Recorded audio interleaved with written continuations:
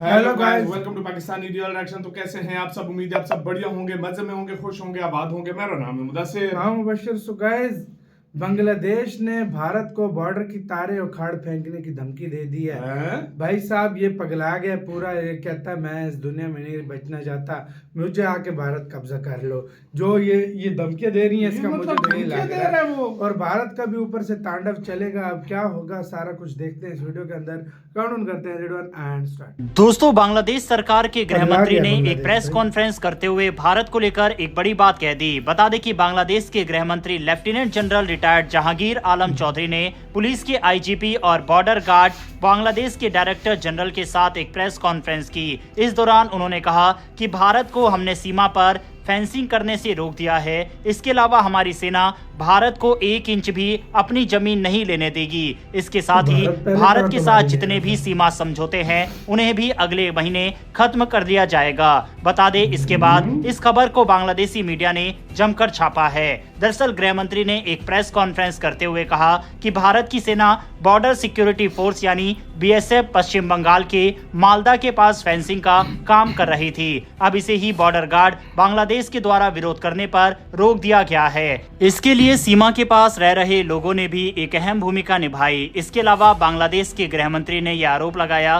कि भारत के साथ सीमा समझौते को भी खत्म कर लिया जाएगा, क्योंकि भारत को इक्वल अपॉर्चुनिटी मिली है और भारत ने बांग्लादेश की जमीन को भी हड़प लिया है। हालांकि सच्चाई की बात करें तो बॉर्डर सिक्योरिटी फोर्स ने फेंसिंग का काम इसलिए रोका क्योंकि दोनों देशों के बीच तनाव बढ़ रहा था। बीएसएफ ने कहा कि टेंशन और ना बढ़ जाए और सीमा के पास रह रहे लोगों को परेशानी ना हो, इसीलिए काम को रोका जा रहा है। लेकिन गृह मंत्री ने कहा कि फोर्सफुली काम रुकवाया गया है। बांग्लादेशी गृह मंत्री ने जिस एग्रीमेंट का जिक्र किया उसकी बात करें तो 1974 में दोनों देशों के बीच एग्रीमेंट हुआ था, जहां बेरूबारी के बदले भारत के 3 बीघा जमीन बांग्लादेश को देनी थी। भारत ने इस जमीन को दे भी दिया है, लेकिन बांग्लादेश सरकार कह रही है जमीन नहीं दी गई। इसी एमओयू को कैंसिल करने की बात कही गई। इसके अलावा दोनों देशों के बीच एक एग्रीमेंट था जिसमें जीरो लाइन के 150 यार्ड्स पर कोई भी डेवलपमेंट नहीं की जाएगी। इसके साथ ही बाउंड्री म्यूचुअल कॉन्ट्रैक्ट को लेकर भी बातचीत की गई थी। अब इसे ही कैंसिल करने की बात कही जा रही है। इसके साथ ही जहांगीर आलम ने कहा कि बांग्लादेश का विदेश मंत्रालय अब भारत सरकार को समन भी जारी करेगा। हालांकि 2015 में एक लैंड एग्रीमेंट दोनों देशों के बीच हुआ था, जिसमें भारत ने बांग्लादेश को 111 इनक्लेव दिए थे, जबकि बांग्लादेश ने केवल 51 इनक्लेव ही दिए थे। इसके अलावा भारत के पड़ोसी देश म्यांमार से भी एक बड़ी अपडेट सामने आ रही है। दरअसल म्यांमार की सेना ने अपने ही देश में एक एयर स्ट्राइक कर दी है। इसके पीछे बांग्लादेश बड़ी वजह बताई जा रही है। दरअसल जुंटा आर्मी अपने देश के रखाइन स्टेट पर हमला किया है। ये स्टेट अराकन आर्मी के कब्जे में है। बता दें कि दोनों ही आर्मी ने इस एयर स्ट्राइक की पुष्टि कर दी है। बताया गया है कि इसमें 26 मुस्लिम लोगों की मौत हो गई है, 12 लोग इसमें घायल हो गए। इसके अलावा हमले में 500 घर नष्ट हुए हैं। रामरी आइलैंड के पास एक गाँव पर यह हमला किया गया है। दरअसल हाल के दिनों में म्यांमार में दोनों ही आर्मी यानी अराकन आर्मी और जुंटा सेना आपस में काफी ज्यादा तनाव को बढ़ा चुकी है। अराकन आर्मी चाहती है कि म्यांमार में उसके अपने लोगों के साथ एक नया देश बनाया जाए। इसी वजह से उन्होंने इस रामरी आइलैंड को कब्जा लिया है। इसके अलावा अराकन आर्मी ने इस जगह से लोगों को भी भगा दिया था, जिसके बाद वे सभी रोहिंग्या बांग्लादेश की सीमा में घुस गए थे। हाल ही में बांग्लादेश सरकार ने कहा था कि म्यांमार से 60,000 लोग उसके कॉक्स बाजार डिस्ट्रिक्ट आए हैं। अब हमले की वजह की बात करें तो 21 दिसंबर को जुंटा सेना की वेस्टर्न कमांड को अराकन आर्मी ने कब्जा कर लिया था। पहली बार देश की सेना की कमांड को किसी ने कब्जाया था। इससे जुंटा सेना कमजोर पड़ रही थी। इसी के बाद सेना ने खुद को साबित करने के लिए अराकन आर्मी के इलाके पर हमला किया है। अब इसके बाद बांग्लादेश की एंगल को भी बीच में जोड़ा जा रहा है। दरअसल बांग्लादेश का कोई एंगल है उसकी ऑफिशियल रिपोर्ट तो सामने नहीं आई है, लेकिन बता दें कि बांग्लादेश सरकार भी अराकन आर्मी से खुश नहीं है। बांग्लादेश की सरकार ने उनसे आग्रह किया था कि जो रोहिंग्या उनके देश में घुस आए हैं उन्हें वापस लिया जाए। इसके बाद बांग्लादेश की सरकार के आग्रह को मना कर दिया गया। ऐसे में कुछ एक्सपर्ट्स रिपोर्ट्स की माने तो उनका कहना है कि बांग्लादेश सरकार ने जुंटा आर्मी को सपोर्ट किया है, जिसके बाद जुंटा आर्मी ने एयर स्ट्राइक की है। लेकिन इसकी पुष्टि हमारा चैनल तो नहीं करता। भारत पर इस एयर स्ट्राइक के इम्पैक्ट की बात करें तो कुछ एक्सपर्ट्स की माने तो भारत पर इसका डायरेक्ट कोई इम्पैक्ट नहीं पड़ने वाला, लेकिन पड़ोस में अगर हलचल होती है तो भारत को इस पर नजर बनानी होगी।